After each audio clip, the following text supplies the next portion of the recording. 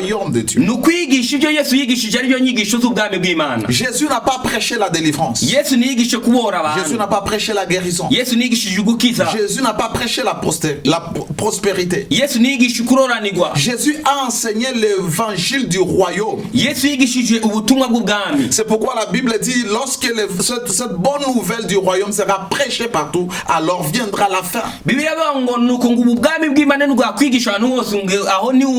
Qu'est-ce que Jésus a enseigné?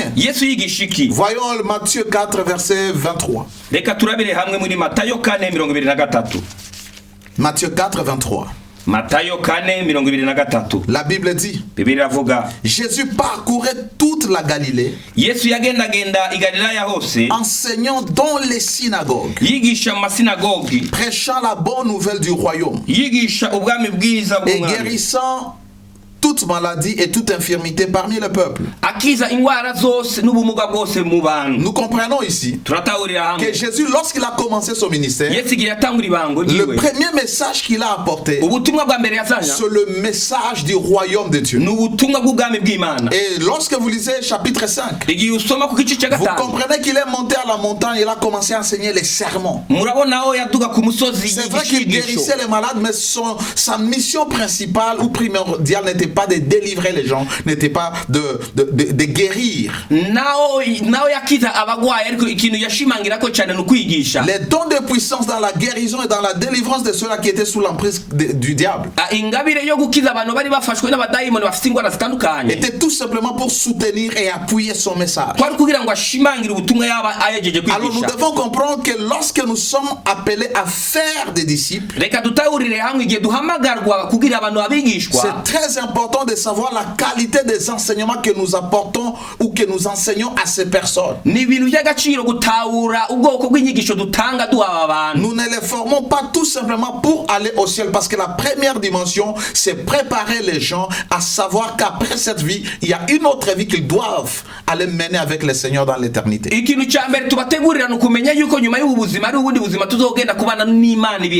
C'est là que nous les enseignons la sanctification. Nous les enseignons l'amour, le pardon. Nous les enseignons tout ce qu'il faut pour être de bons chrétiens.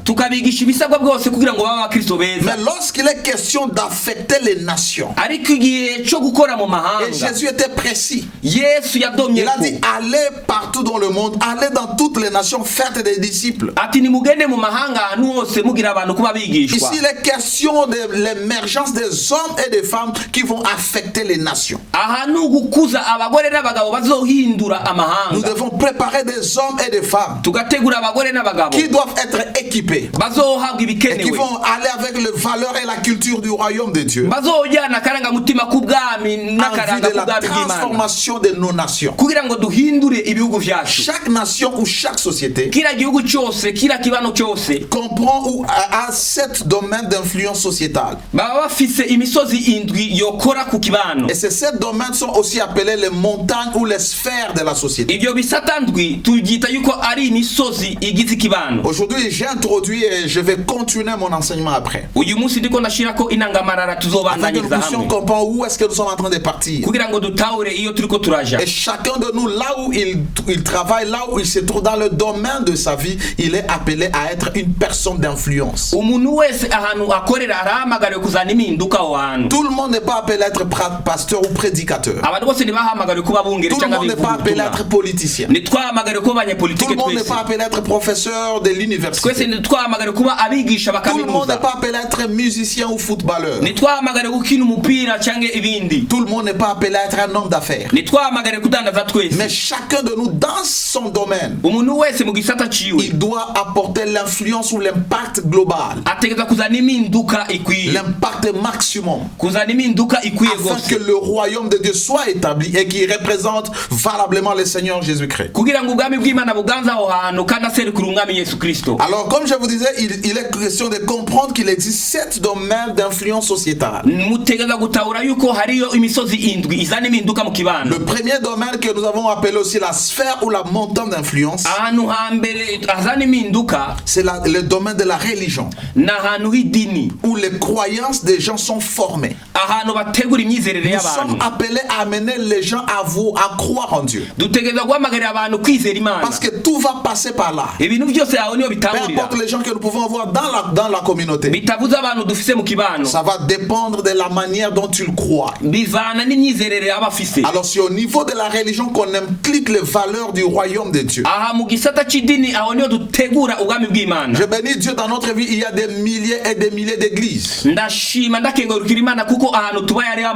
a des milliers de dénominations religieuses. Et la responsabilité c'est d'inculquer les valeurs du royaume dans les gens. Afin que là où ils seront, que ce soit dans leur famille, que ce soit dans la politique, que ces gens soient déjà équipés avec les principes, les valeurs et la culture du royaume de Dieu. La deuxième sphère ou le deuxième domaine, c'est la famille. La famille, c'est le socle ou la pierre angulaire de chaque société. Les gens apprennent à mentir ou apprennent à devenir mauvais à partir de leur famille. Comment est-ce que l'Église va influencer les familles afin que la famille élève des enfants, des hommes et des femmes qui seront utiles et qui ne seront pas un poids dans la société?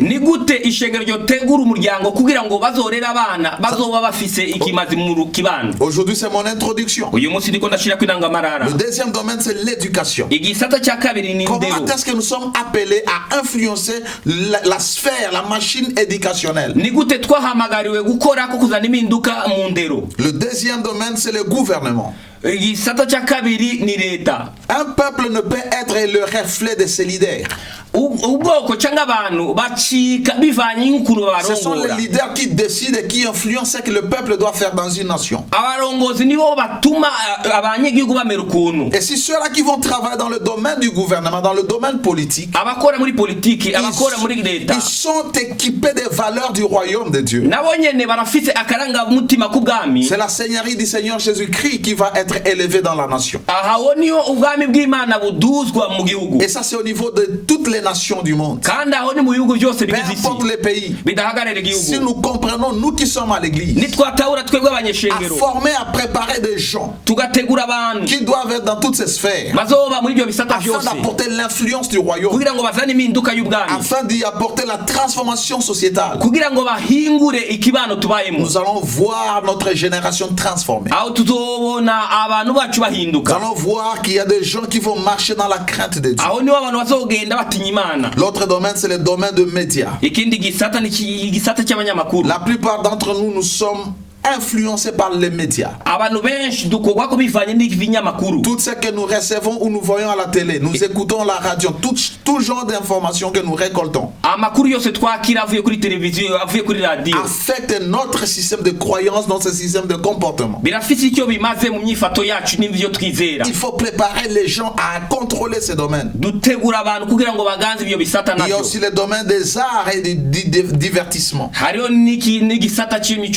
Et enfin, les affaires. Alors pour cela, nous devons comprendre ce que nous devons enseigner aux fidèles. Le royaume de Dieu était le message principal de Jésus-Christ.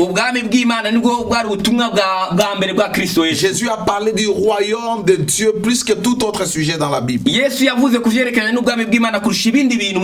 Et il a dit, après avoir formé, équipé les apôtres, il les avait dit, allez maintenant, faites de toutes les nations des disciples.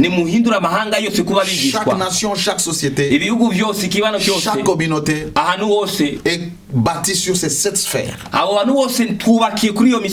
nous devons les identifier dans nos églises afin d'équiper ces gens selon leur vocation, selon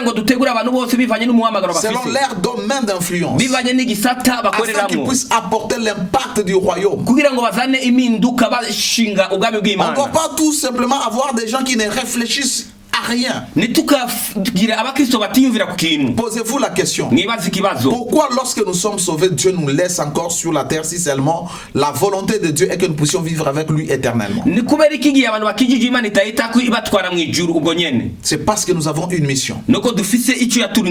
Pendant que nous sommes sur la terre, nous devons vivre pour un but. Et le but est de découvrir où est-ce que nous sommes appelés à apporter notre influence par